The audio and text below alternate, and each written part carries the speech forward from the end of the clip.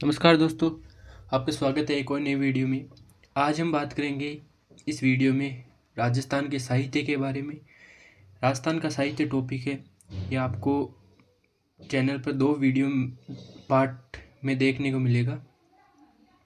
आज हम पार्ट 1 देखेंगे जिसमें हम देखेंगे राजस्थान का साहित्य, और पार्ट 2 में देखेंगे राजस्थान के प्रमुख साहित्यकार। तो चलिए वीडियो की शुरुआत करते हैं। अगर आप वीडियो पर नए हैं, वीडियो को लाइक करें, चैनल को सब्सक्राइब करें ताकि आने वाले हर वीडियो आपको समय पर मिल जाए। तो चलिए वीडियो की शुरुआत करते हैं। राजस्थान का साहित्य की बात करते हैं तो देखिए, राजस्थान का साहित्य का कालक्रम पहले हम देखेंगे। देखिए, राजस्थान का साहित्य का कालक्रम, राजस्थानी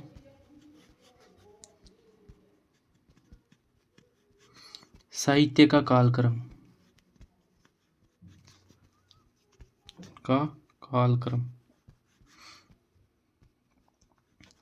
देखिए, राजस्थानी साहित्य का कालक्रम की बात करते हैं तो पहला आता है प्राचीन काल। ठीक है, प्राचीन काल की बात करते हैं पहले। तो राजस्थान का साहित्य में हम देखेंगे कि आपके प्राचीन काल में देखो, प्राचीन काल की शुरुआत मानी जाती है 1054 से लेकर 1450 ईस्वी का यह है।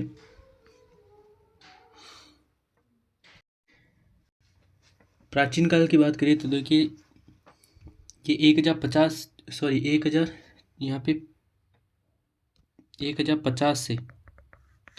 1050 से 1450 ईस्वी तक ये समय प्राचीन काल का माना जाता है। और ये समय वीर गाथा का काल था।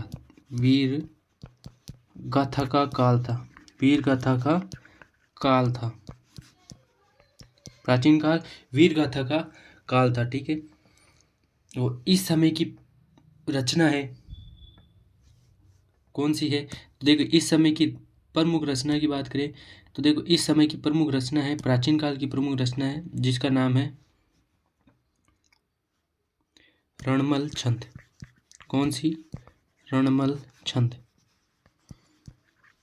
जो कि किनकी रचना है?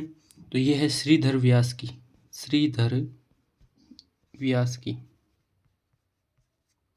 ठीक है, तो देखिए हमने क्या पढ़ा कि राजस्थानी साहित्य का कालक्रम हम पहले पढ़ रहे हैं, जिसमें हमने पहला देखा है हमें प्राचीन काल में बात करें तो इसकी शुरुआत मानी जाती है 1050 से 1450 ईस्वी तक। ठीक है, प्राचीन काल वीर गाथा का काल था। और प्राचीन काल की प्रमुख रचना है रणमल छंद, जो कि श्रीधर व्यास के द्वारा लिखी गई है। ठीक है, आगे बात करते हैं। आगे है देखो,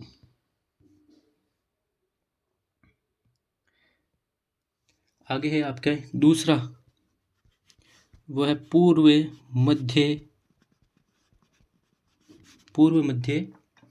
काल।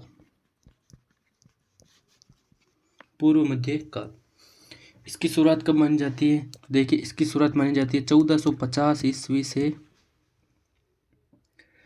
1650 ईस्वी तक। 1650 ईस्वी तक। ठीक है, ये समय किसका था? ये समय था भक्ति काल का था। ठीक है, भक्ति काल, पूर्व मध्यकाल भक्ति काल का समय था। ठीक है, बात करते हैं आगे।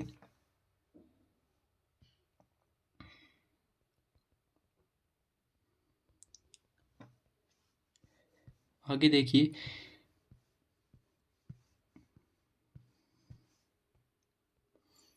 फिर तीसरा हमारा कालक्रम में आते हैं उत्तर मध्यकाल।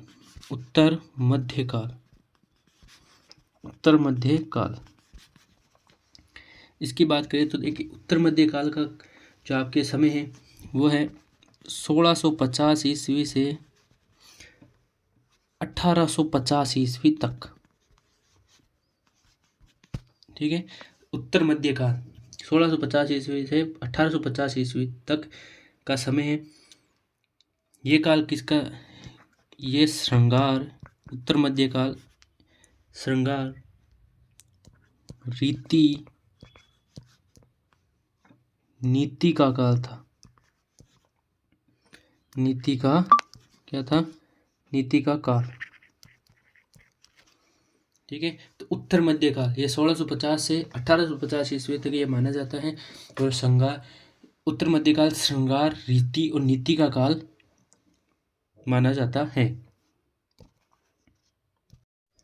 उत्तर मध्यकाल 1650 से 1850 ईस्वी तक इसका कालक्रम माना जाता है। उत्तर मध्यकाल श्रृंगार, रीति और नीति का काल माना जाता है।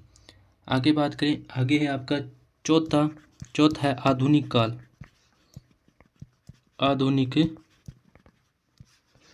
काल, आधुनिक काल की बात करें तो देखिए आधुनिक काल का समय है 1850 से लेकर वर्तमान। ठीक है, 1850 से वर्तमान समय का काल क्या है? आधुनिक काल है। इस समय की प्रसिद्ध रचनाएं की बात करें तो देखिए इस समय की प्रसिद्ध रचना है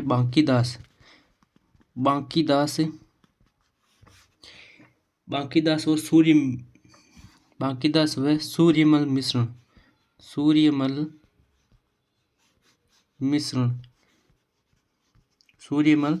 मिश्रण।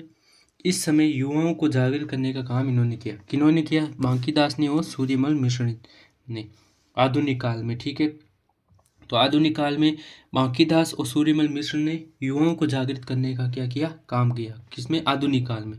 तो देखिए हमने राजस्थानी साहित्य का कालक्रम पढ़ा, जिसमें हमने पहला पढ़ा प्राचीन काल, जिसकी जो कि समय था इसका 1050 से लेकर 1450 तक यह वीर गाथा काल था। और इसकी प्रसिद्ध रचना इस समय की रणमल छंदी, जो कि श्रीधर व्यास द्वारा लिखी गई। पूर्व मध्यकाल की बात करें तो ये 1450 से लेकर 1650 ईस्वी तक इसका कालक्रम माना जाता है। और पूर्व मध्यकाल ये आपकी भक्ति काल था। तीसरा बात करें उत्तर मध्यकाल, जो कि आपके 1650 से 1850 तक इसका कालक्रम माना जाता है। ये श्रृंगार, रीति और नीति का काल था। फिर बात करें आधुनिक काल की, आधुनिक काल है ये आपके 1850 से वर्तमान का समय आधुनिक काल है।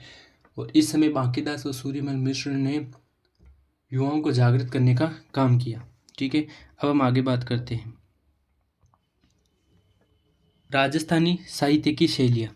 अगली हेडिंग है राजस्थानी साहित्य की शैलियाँ। साहित्य की शैलियाँ, राजस्थानी साहित्य की क्या शैलियाँ, इनकी बात करते हैं। तो देखिए पहली हमारी शैली आती है राजस्थानी साहित्य की, जिसका नाम है ख्यात। ख्यात के बारे में पढ़ते हैं कि जो ख्यात है, ख्यात ये संस्कृत के ख्याति शब्द से बना है। ख्यात है ये संस्कृत के ख्याति शब्द से बना है। राजाओं के सम्मान, सफलता एवं विशेष कार्यों का वर्णन इसमें होता है। ये संस्कृत के ख्यात शब्द से बना है। और इसमें लिखिए ख्यात यह है राजाओं के सम्मान, सफलता एवं विशेष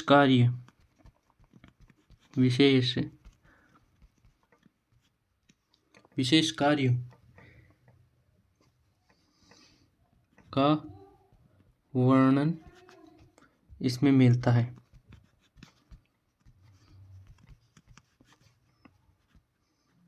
ठीक है, तो देखिए ख्यात के बारे में पढ़ा हमने कि ये राजाओं के सम्मान, विशेष कार्यों, सफलता का वर्णन इसमें ख्यात में मिलता है। ख्यात अकबर के समय 16वीं शताब्दी के अंत में प्रारंभ हुई। ख्यात अकबर के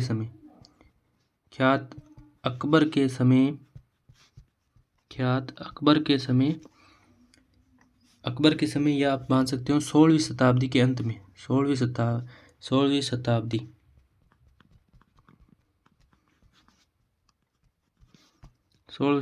के अंत में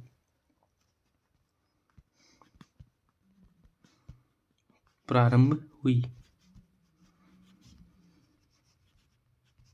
ठीक है, तो देखिए ख्यात के बारे में हमने क्या क्या पढ़ी अभी।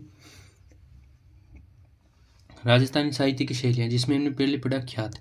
ख्यात ये राजा महाराजाओं के सम्मान, मान सम्मान, विशेष कार्यों, सफलता के वर्णन इसमें मिलता है। ख्यात अकबर के समय अर्थात 16वीं शताब्दी के अंत में शुरू हुई थी।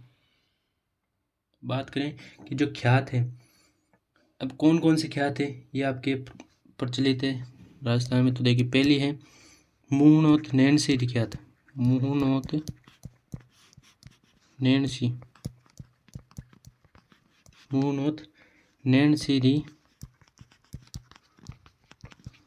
ख्यात, मुहूर्त नैनसी ख्यात। इसके बारे में बात करें तो मुहूर्त नैनसी ख्यात है, मुहूर्त नैनसी की है, मुहूर्त नैनसी द्वारा लिखी गई।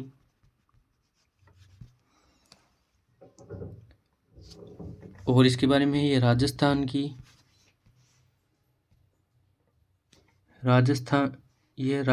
की सबसे प्राचीन ख्यात, सबसे प्राचीन ख्यात है। ठीक है,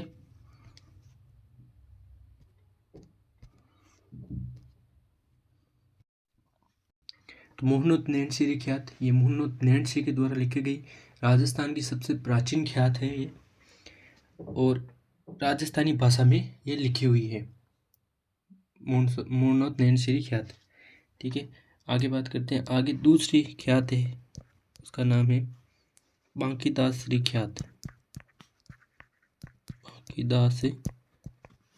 बांकीदासरी ख्यात, बांकीदासरी ख्यात। देखिए बांकीदासरी ख्यात, इसके बारे में क्या है। बांकीदास की ख्यात किन के द्वारा लिखी गई है, तो बांकीदास के द्वारा लिखी गई, बांकीदास द्वारा लिखी गई। बांकीदास थे ये जोधपुर महाराजा मान सिंह के दरबारी थे। बांकीदास है ये जोधपुर राजा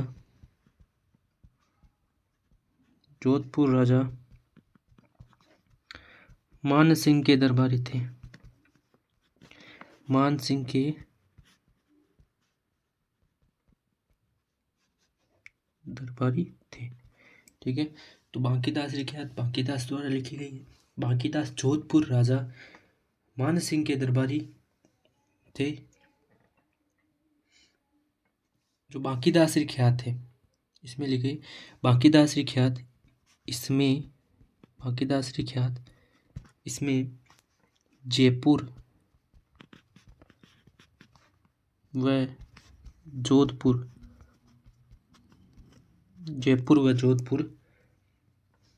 की स्थापना तिथि बताई हुई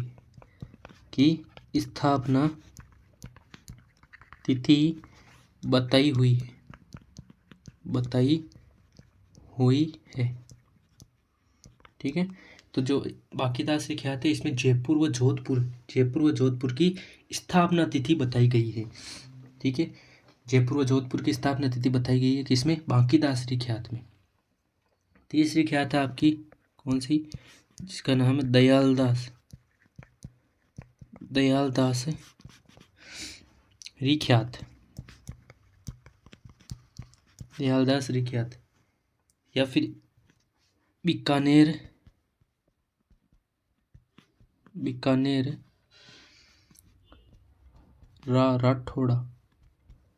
राठौड़ारी ख्यात। इसके बारे में बात करते हैं, तो देखिए दयालदासरी ख्यात या बीकानेर राठौड़ारी ख्यात ये किनके द्वारा लिखी गई है, तो इनकी बात करें। देखिए ये दयालदास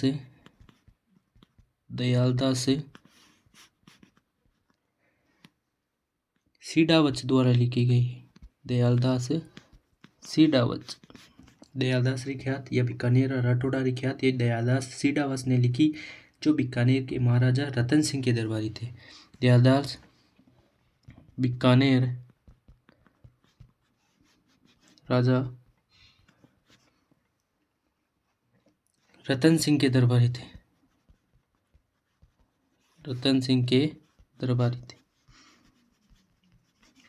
दरबारी, ठीक है। दयालदास सीडावत द्वारा लिखे गए हैं क्या? दयालदास री ख्यात या बीकानेर राठौड़ा री ख्यात। दयालदास सीडावत द्वारा लिखी बीकानेर के जो आपके राजा बीकानेर राजा रतन सिंह के ये दरबारी कवि थे, कहते हैं दरबारी कवि थे दयालदास सीडावत, ठीक है। इसके बारे में और लिखी, यह राजस्थान की अंतिम ख्यात, ये राजस्थान की क्या थी? अंतिम ख्यात थी।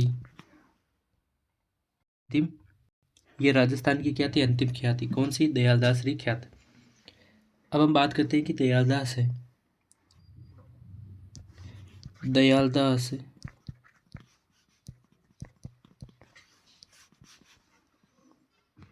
अन्य रचनाएं,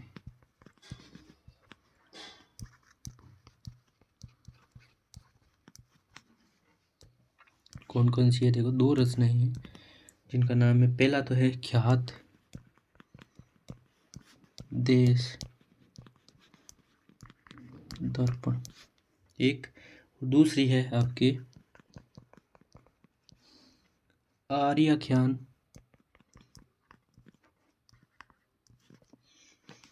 कल्पद्रुम,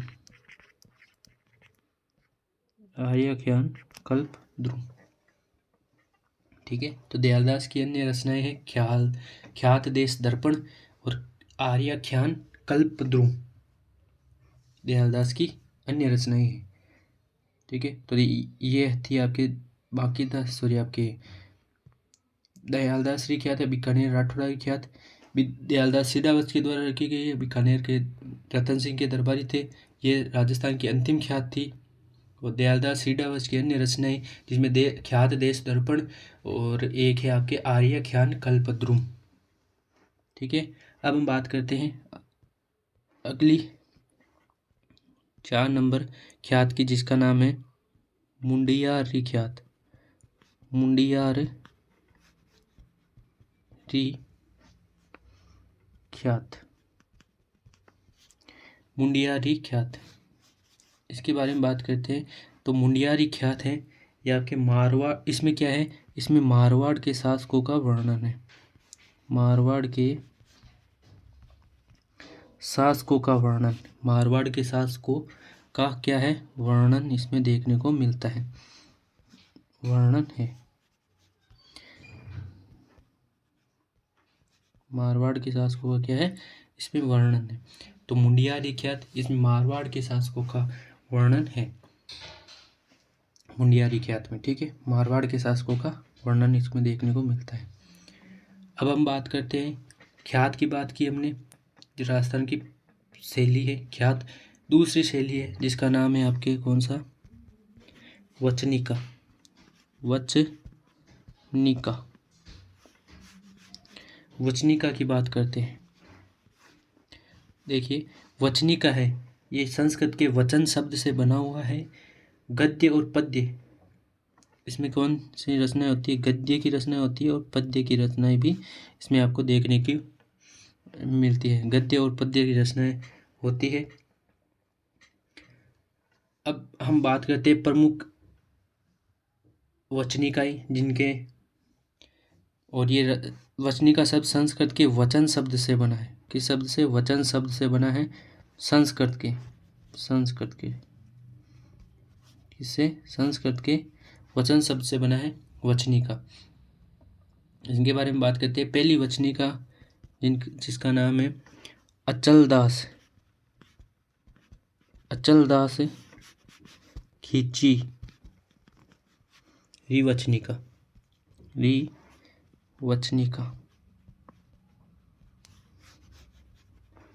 इसके बारे में बात करें तो देखिए, अचलदास खींची रिवचनिका ये किसने लिखी? अचलदास खींची रिवचनिका ये शिवदास गार्डन द्वारा लिखी गई है, शिवदास गार्डन द्वारा लिखी गई है। और इसमें किसका वर्णन है? इसमें गागरोन शासक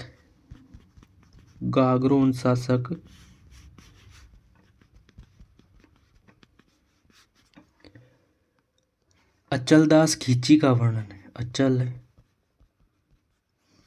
दास खींची का वर्णन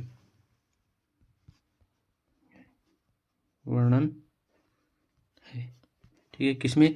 अचलदास खींचीरी वचनिका, जो कि शिवदास गार्डन के द्वारा लिखी गई है, और इसमें गागरुण शासक अचलदास खींची का वर्णन मिलता है। दूसरी बात करते हैं दूसरी वचनिका, जिसका नाम है राठौड़ महेश दासोत री वचनिका।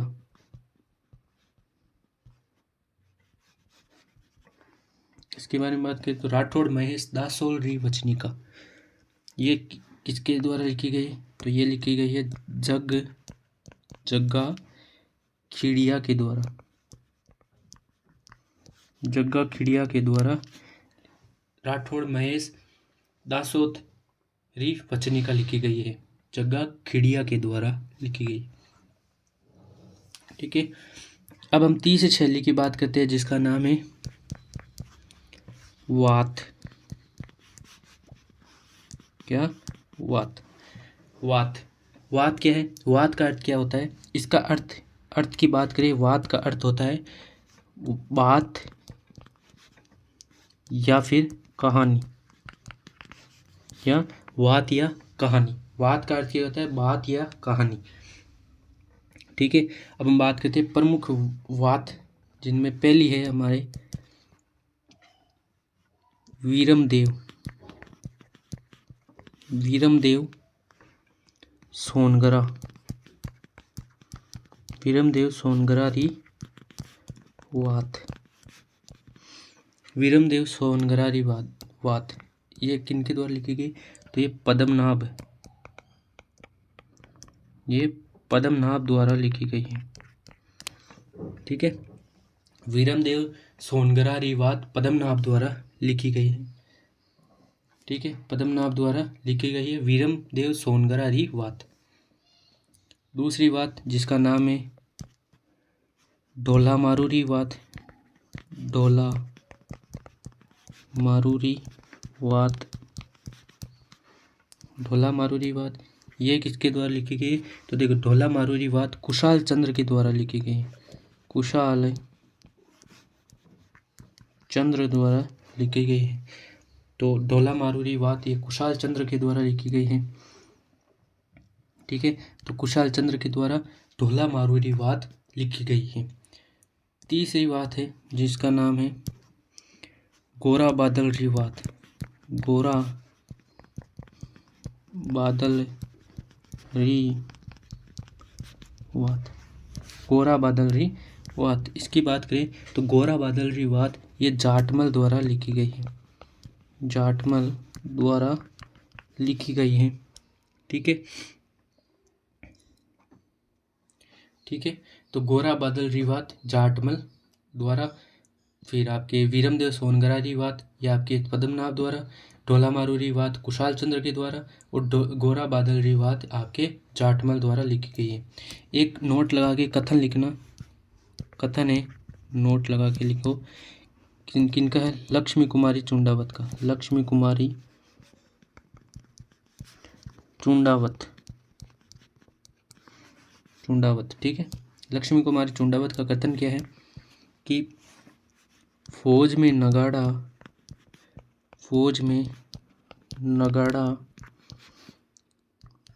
व बात में हुकारा। फौज में नगाड़ा बात में हुकारा जरूरी होवे।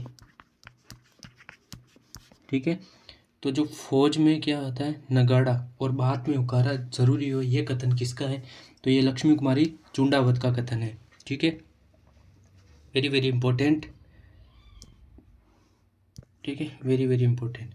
लक्ष्मी कुमारी चुंडावत के द्वारा कथन कहा गया है कि फौज में नगाड़ा और बात में हुकारा जरूरी हुआ है। आगे बात करते हैं। आगे है अपनी शैली, जो कि है जिसका नाम है पर्ची।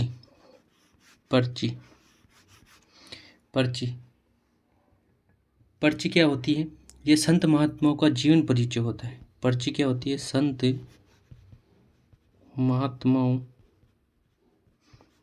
महात्माओं का क्या होता है? जीवन परिचय होता है। संत महात्माओं का क्या होता है? जीवन परिचय। क्या कहलाता है? पर्ची कहलाता है। संत महात्माओं का जीवन परिचय पर्ची किसे कहते हैं? तो इसमें संत महात्माओं का क्या मिलता है? जीवन परिचय मिलता है। उसे क्या कहते हैं? पर्ची कहते हैं। उस संरचना को पर्ची कहते हैं। जैसे कबीर की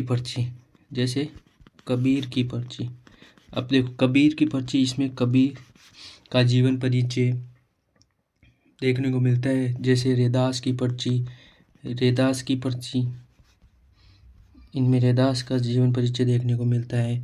मीराबाई की पर्ची, इनमें मीराबाई जी का आपके जीवन परिचय देखने को मिलता है। तो देखो कबीर की पर्ची, रैदास की पर्ची और आपके मीराबाई की पर्ची, ये आपके जो है पर्ची कहलाती है। इनमें इनका जीवन परिचय देखने को मिलता है।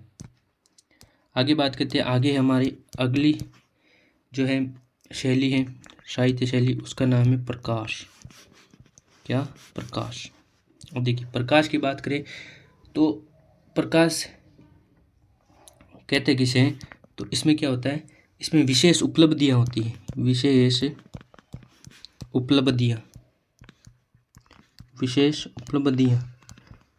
उपलब्धियां या फिर घटनाओं पर प्रकाश डाला गया।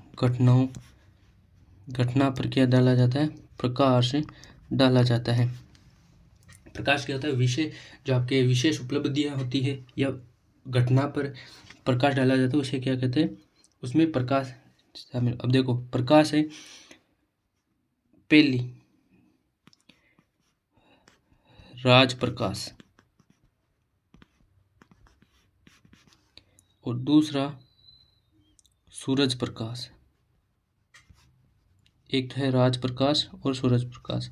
ये किनके द्वारा लिखी गई है? देखो राज प्रकाश किनके द्वारा लिखी गई है?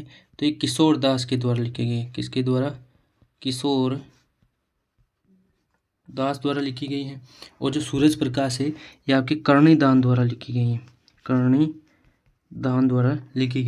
तो देखिए आपके राज प्रकाश किशोर दास के द्वारा और आपके सूरज प्रकाश कर्णिदान के द्वारा लिखी गई है। और जो आपके प्रकाश जो शैली है ये क्या होती है? इसमें विशेष उपलब्धि या घटना पर क्या डाला जाता है? प्रकाश डाला जाता है।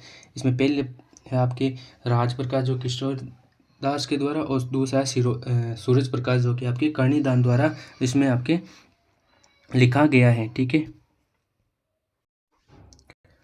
आगे बात करते हैं। आगे अगली शैली है अपनी मर्ष्य। कौन सी शैली? मर्ष्य शैली।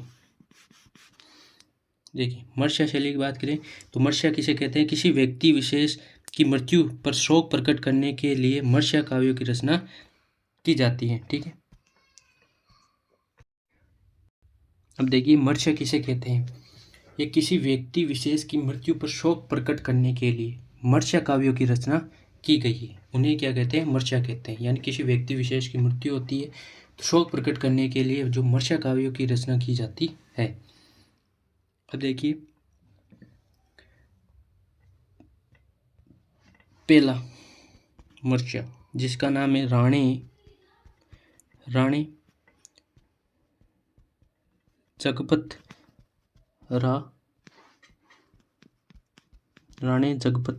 मर्ष्य।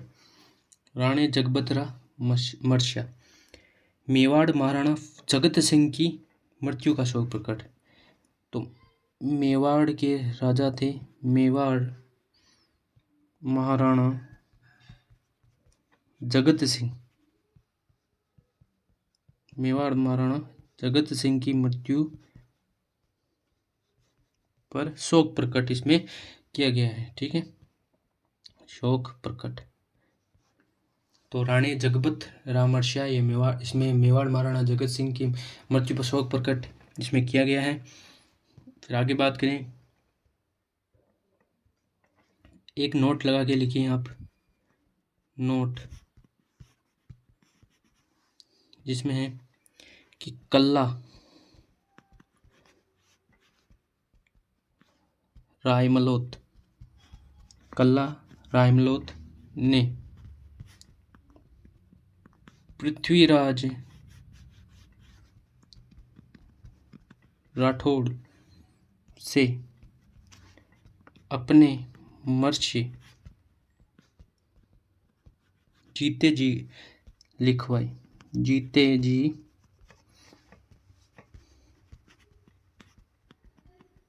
लिखवाए थे।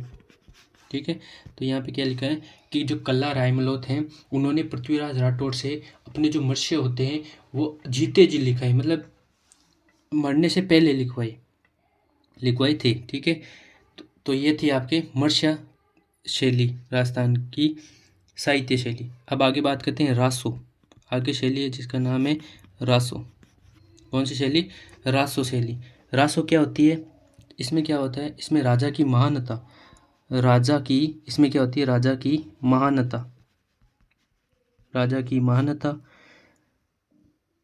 वीरता और युद्ध का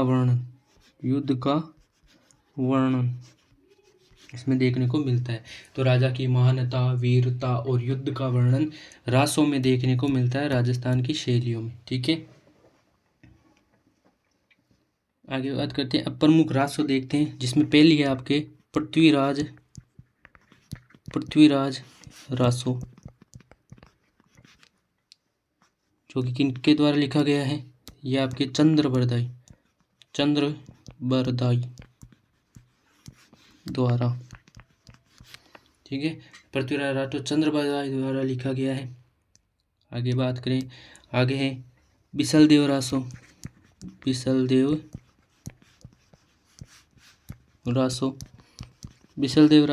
ये जो बिसलदेव रासो है ये किसके द्वारा लिखी गई है?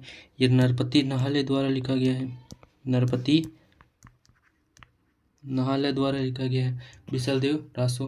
देखिए, आपके पृथ्वीराज रासो चंद्रबरदाई द्वारा और बिसलदेव रासो नरपति नाहले द्वारा लिखा गया है। फिर आपके है सगत रासो।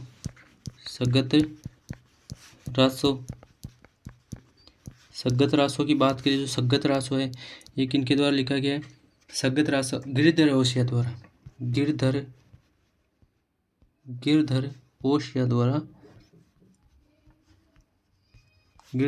द्वारा लिखा गया है। जो महाराणा राज सिंह के दरबारी कवि थे, ये महाराणा राज सिंह के दरबारी कवि थे। इसमें महाराणा प्रताप के छोटे बेटे, मतलब सगत रासो में महाराणा प्रताप के छोटे भाई शक्ति सिंह की जानकारी मिलती है संगत रासो में। ठीक है, गिरधर ओशिया के द्वारा लिखा गया है और इसमें क्या मिलता है? महाराणा प्रताप के छोटे भाई शक्ति सिंह की जानकारी इसमें मिलती है। इनमें सगत रासों में गिरधर ओशिया द्वारा लिखा गया है और इनमें महाराणा प्रताप के छोटे भाई शक्ति सिंह की जानकारी मिलती है। और जो आपके गिरधर ओशिया है, मेवाड़ महाराणा राज सिंह के क्या है, ये दरबारी कवि थे। आगे बात करते हैं, आगे है हमारी अगली, जिसका नाम है खुमान रासो। खुमान रासो किनके द्वारा लिखा गया? खुमान रासो लिखा गया है दलपत विजय द्वारा। किनके द्वारा लिखा गया है? दलपत विजय द्वारा खुमान रासो लिखा गया है दलपत विजय द्वारा, जिसमें मेवाड़ शासक बप्पा रावल से राज सिंह तक का इतिहास है। इसमें किनका इतिहास है? इनमें मेवाड़ शासक बप्पा रावल से राज सिंह का क्या है? इसमें राज सिंह तक का क्या है? इतिहास है। इसमें खुमान रासो में इतिहास है। ठीक है, इसमें आपके खुमान रासो में दलपत विजय द्वारा लिखी गई है। ठीक है, दलपत विजय द्वारा लिखी गई है। और इसमें आपके मेवाड़ शासक बप्पा रावल से राज सिंह तक का इतिहास कुमार रासो में देखने को मिलता है, जो दलपत विजय द्वारा लिखी गई है। आगे बात करें, आगे है विजयपाल रासो। विजयपाल रासो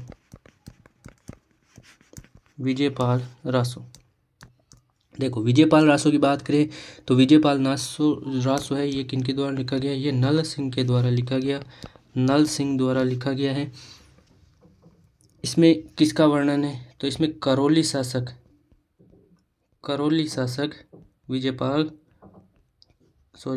इसमें करौली शासक विजयपाल का वर्णन है। किनका वर्णन है? विजयपाल का वर्णन देखने को मिलता है, वर्णन है।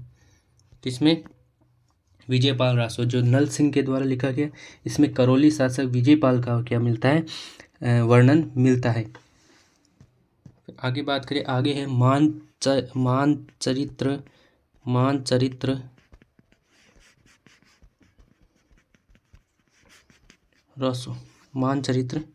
रासो। इसकी बात करें तो देखिए, मानचरित्र रासो ये कवि किनके द्वारा लिखा गया है? ये कवि नरोत्तम द्वारा लिखा गया है, कवि नरोत्तम द्वारा। मानचरित्र रासो कवि नरोत्तम द्वारा लिखा गया है। मिर्जा राजा मान सिंह के समय लिखा। और किनके समय लिखा? मिर्जा राजा मान सिंह के समय। मिर्जा राजा मान सिंह के समय लिखा था। ठीक है, तो मानचरित्र रासो ये आपके कवि नरोत्तम द्वारा लिखा गया और मिर्जा राजा मान सिंह के समय लिखा गया था। आगे बात करें, आगे है आपके राणा रासो।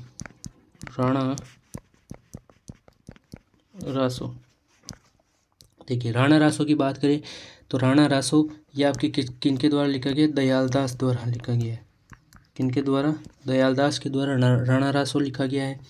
फिर हम आगे बात करें, आगे है रतन रासो किनके द्वारा लिखा गया? रतन रासो लिखा गया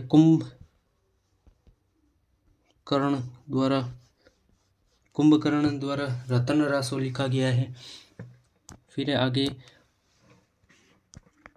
कायम खा रासो। जो कायम खा रासो है ये किनके द्वारा लिखा गया है? ये नियामत खां द्वारा लिखी गई है, जिसमें कायम खानी वंश का इतिहास है। कायम खा रासो ये नियामत खां द्वारा लिखा गया। किनके द्वारा? नियामत खां द्वारा लिखी गई है।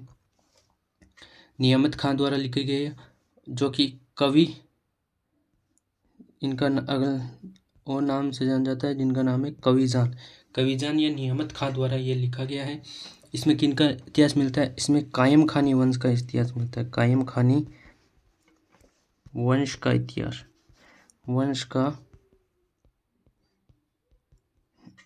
इसमें क्या मिलता है? तो कायम खानी वंश का इतिहास, कायम खा रासो, नियामत खां या जान द्वारा लिखा गया है। कायम खानी वंश का इतिहास इसमें देखने को मिलता है। फिर आगे है प्रताप रासो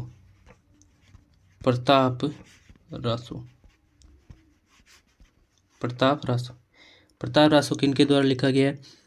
तो प्रताप रासो है ये जाचिक जीवन के द्वारा। किनके द्वारा? जाचिक जीवन द्वारा लिखा गया है। इसमें अलवर की स्थापना व शासक प्रताप सिंह की जानकारी।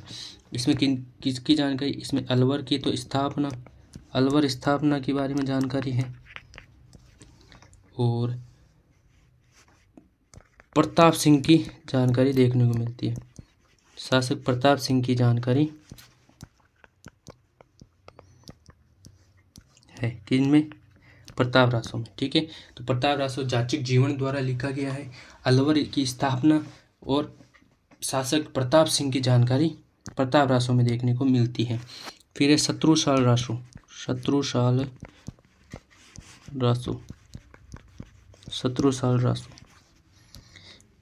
रासो किनके द्वारा लिखा गया है? तो यह डूंगर सिंह के द्वारा लिखा गया। ठीक है, तो देखिए, प्रताप जो आपके शत्रुसाल राजवा ये डूंगर सिंह के द्वारा लिखा गया है। अब आगे हम शैली की बात करें जिसका नाम है विगत। विगत, इनका विगत, ठीक है। अब हम बात करते हैं विगत। अगली शैली है राजस्थान साहित्य की। इसमें क्या है, विगत इतिहास की वह पुस्तक जो प्रशासनिक, सामाजिक और आर्थिक जानकारी देती है, वह क्या कहलाती है, विगत कहलाती है। वह पुस्तक जो इतिहास की, प्रशासनिक,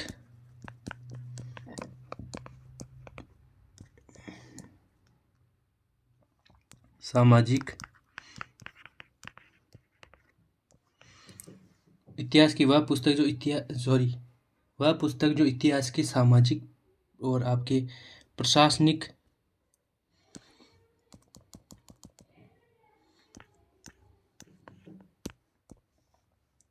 इतिहास की वह पुस्तक जो वह पुस्तक जो इतिहास की प्रशासनिक, सामाजिक व राजनीतिक,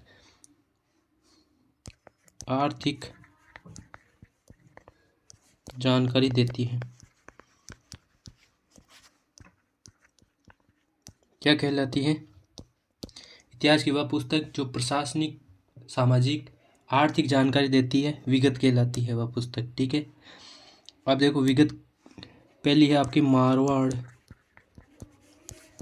रा परगनारी विगत, किनके द्वारा लिखी गई है, तो देखिए मारवाड़ रा परगनारी विगत ये लिखा गया है मोहनोत नैणसी द्वारा, मोहनोत नैणसी द्वारा लिखा गया है मारवाड़ परगनारी विगत। इसकी बात करें तो इसे मारवाड़ का क्या कहते हैं, गजेटियर कहते हैं। किसे, मारवाड़ रा परगनारी विगत, ठीक है। देखिए मारवाड़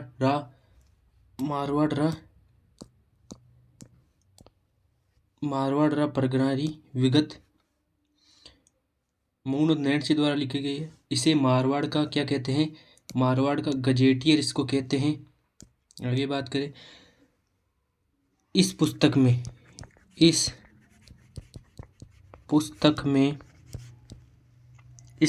में जनगणना, भूमि, फसल, सिंचाई की क्या मिलती है, जानकारी मिलती है, की जानकारी मिलती है, ठीक है। तो देखिए इसमें जो आपके मारवाड़ी परगनारी विगत, इसमें इस पुस्तक में जनगणना, भूमि, फसल, सिंचाई की जानकारी मिलती है, ठीक है। इस रचना की तुलना, यानी मारवाड़ परगनारी विगत रचना की तुलना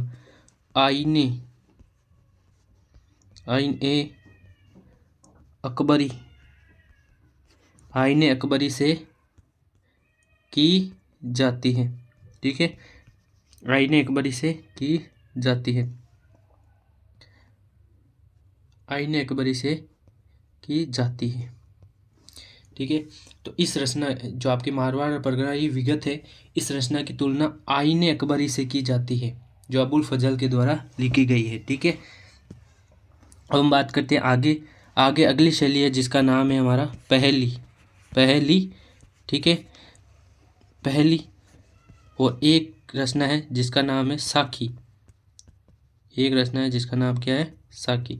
ये दोनों पहेली और साखी, इनके बारे में बात करते हैं। पहले बात करेंगे हम पहेली की। पहेली क्या होती है, देखो पहेली होती है, पहेली के लिए आड़ी पाली हियाली शब्द प्रचलित है। क्या शब्द देखिए पहेली पहेली के लिए क्या क्या शब्द प्रयुक्त किए जाते हैं? देखो, पहेली के लिए आड़ी शब्द, पाली शब्द और हियाली शब्द। ये शब्द आड़ी शब्द, पाली शब्द, हियाली शब्द, ये क्या है? पहेली के लिए शब्द प्रचलित हैं। ठीक है। दूसरी बात करें साखी की, साखी इनके बारे में बात करें तो ये संत कवियों का अनुभव ज्ञान सोरठा छंद में, संत कवियों का अनुभव ज्ञान सोरठा छंद में गद्य पद्य में है। ठीक है। तो ये थी आपकी जो है राजस्थान की प्रमुख शैलियाँ, राजस्थानी साहित्य की प्रमुख शैलियाँ, जिसमें हमने बात की आपकी ख्यात की, वचनिका की, वात की, पर्ची, प्रकाश, मर्शिया, रासो, विगत, पहेली और साखी, इन शैलियों की बात की। अब आएगा पार्ट 2। ठीक है। तो ये था आपके राजस्थानी साहित्य का पार्ट 1। नेक्स्ट वीडियो में हम आपको पार्ट 2 आएगा नेक्स्ट वीडियो में। ठीक है। इसमें हमने पढ़ा राजस्थान की शैलियाँ। पार्ट 2 में हम पढ़ेंगे राजस्थान के प्रमुख साहित्यकार। ठीक है। तो आई होप आपको वीडियो पसंद आया होगा। वीडियो पसंद आई तो वीडियो को लाइक करें, चैनल को सब्सक्राइब करें। मिलता है किसी पार्ट 2 में। तब तक जय हिंद, जय भारत।